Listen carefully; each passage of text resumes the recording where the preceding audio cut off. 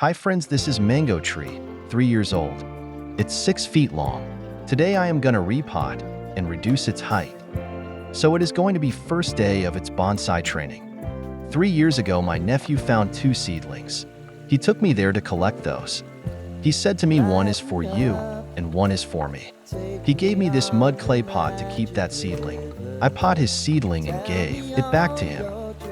After 3 years that seedling grows 6 feet long and its vigorous roots breaks the clay pot. He started panicking and does not know what to do with it. He gave it back to me. He does not want to keep it anymore, so it's mine now. Roots were so dense. It is very pot bound. Now I am needed to remove all its old muddy soil. Roots compresses the mud so tightly. That mud got hardened like rock. It is taking a lot of force to remove the mud. I am very careful. I don't want to damage the roots. But little bit of damages is okay. I always start removing soil from sides to inner direction. Just keep removing small amounts from the sides.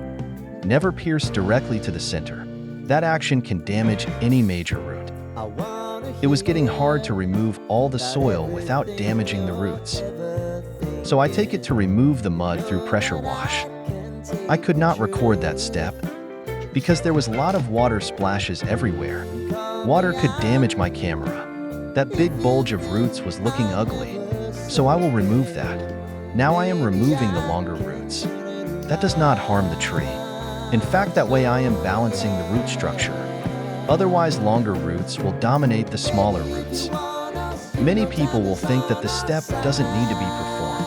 After all that, roots are going to be buried under the soil. So who's going to see what is underground? But remember, bonsais are grown in very small pots. We want the roots to grow in every direction evenly. Outbalanced growth will not be good for the plant. Now I am going to seal the cuts. I am using rubber cement to it. It is as good as any other cut putty.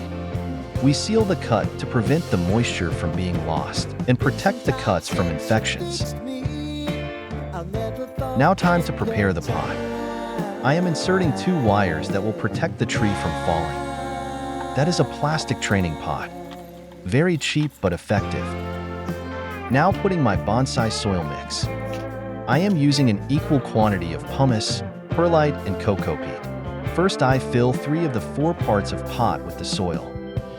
Then I am placing the tree on soil. After tying and filling the rest of the pot with the soil, it will be good to go. Trees should always be potted on the big mound of soil, so there will be an adequate amount of soil under the roots to grow.